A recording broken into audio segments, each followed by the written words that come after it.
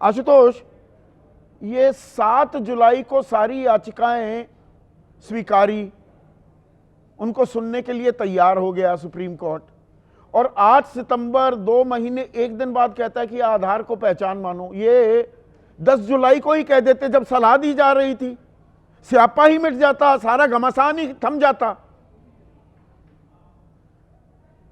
संदीप, आप जिस ओर इशारा कर रहे हैं दरअसल वो बहुत गंभीर मसला है, क्योंकि मुझे ऐसा लग रहा है जैसे सुप्रीम कोर्ट कहीं ना कहीं वो जो संवैधानिक मर्यादा है, जो शालीनता है, उसका परिचय दे रहा था।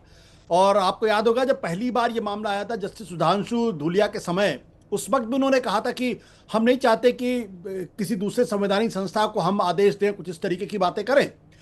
3 बार कम से कम सुप्रीम कोर्ट ने इस ओर बिल्कुल इशारा किया, इशारे में बात भी की और यहां तक कहा कि आपको आधार कार्ड एक्सेप्ट कर लेना चाहिए, आधार कार्ड एक्सेप्ट कर लेना चाहिए। लेकिन उसके बाद भी इलेक्शन कमीशन उसको मानने के लिए तैयार नहीं हुआ। इसको क्या माना जाए? इसको बिल्कुल साफ माना जाए कि इलेक्शन कमीशन ने बिल्कुल तय कर रखा था कि सुप्रीम कोर्ट की बात को नहीं मानेगा, उनकी दी गई एडवाइस को नहीं मानेगा। तो मुझे नहीं, लगता है आपने कहा कि मर्यादाएं निभाई जा रही थी। भाई, सुप्रीम कोर्ट का अख्तियार है ना, सुप्रीम कोर्ट एक आदेश दे सकता था, आखिरकार आदेश तो अब दिया, उसमें भी पेच डाल दिया, सत्यापन का हक दे दिया, अधिकार दे दिया चुनाव आयोग को। पर यह चीज अगर 10 जुलाई को हो जाती तो जो ये टाइमलाइन है, ड्राफ्ट लिस्ट 1 अगस्त को जारी होनी थी आशुतोष, तो 10 जुलाई से 1 अगस्त का टाइम मिल जाता ना लोगों को, नहीं तो मारे मारे घूम रहे थे कि हमारे पास तो आधार ही है सिर्फ। नहीं, मैं आपकी राय से पूरी तरीके से सहमत। मुझे लगता है कि सुप्रीम कोर्ट को इसको पहले ही दिन इस बारे में फैसला कर लेना चाहिए, लेकिन सुप्रीम कोर्ट इस बारे में फैसला नहीं किया।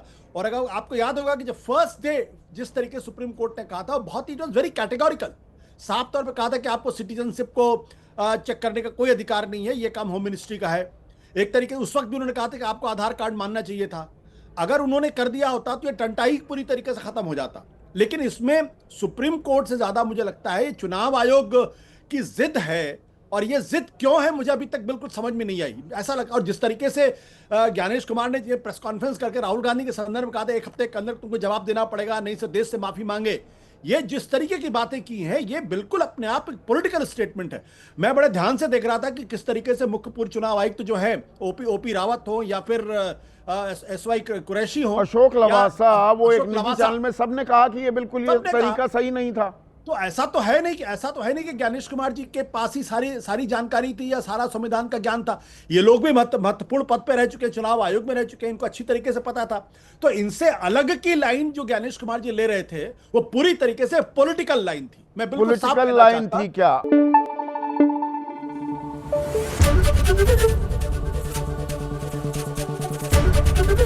ABP न्यूज आपको रखे आगे।